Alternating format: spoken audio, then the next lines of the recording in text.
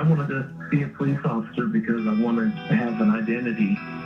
I retired in 2014.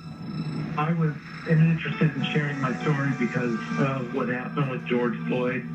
Part of what killed him was the inaction of the other officers, which is what I define as the silence that other officers are compelled to keep. There's a lot of good officers who are afraid to report the bad officers because of the threat of isolation.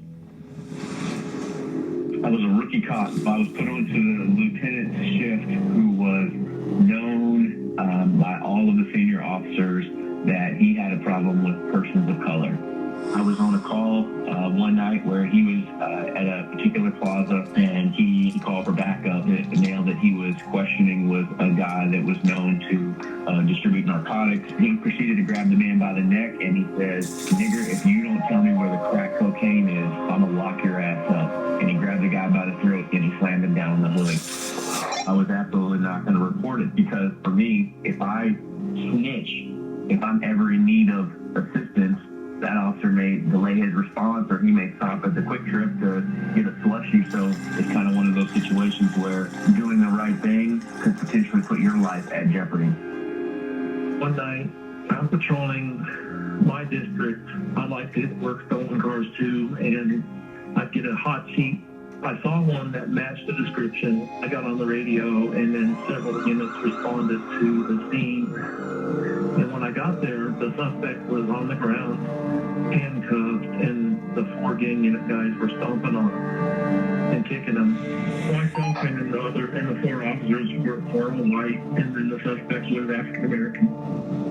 After I leave, I call in my report, but when I was finished, there was a supervisor car sitting close to my patrol car, and he asked me, "How you doing?" And I said, "I'm fine." And he goes, "No, what I really need to know is, are you okay?" And then I said I would not lie if I was asked about what happened, and he just drove off.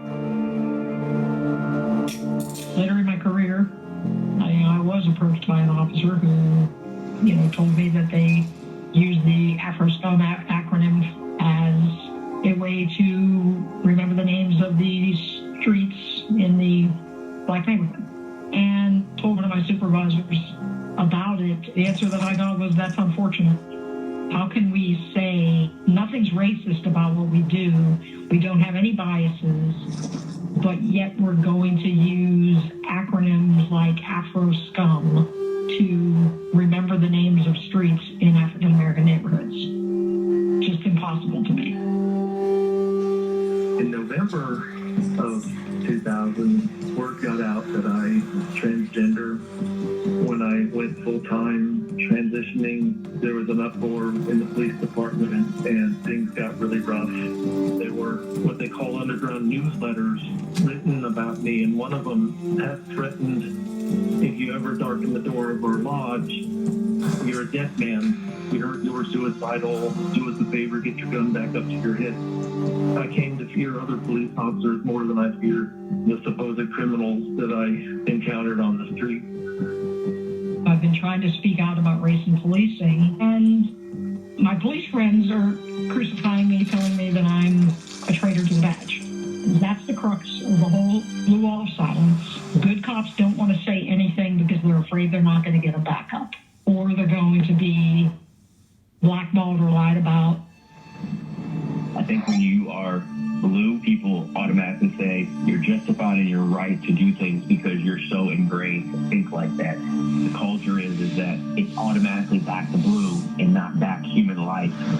Having been both an officer who participated in the silence and then who was the victim of the silence, I really don't think that any police reforms are going to work.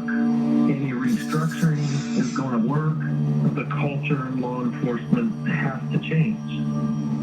The smaller things that happen every single day, the over-policing, the rudeness, the constant focus on black neighborhoods, neighborhoods of color, poor neighborhoods, what I call death by 1,000 cuts. And I don't think think people realize that that's a much deeper problem that we have to figure out. Every single time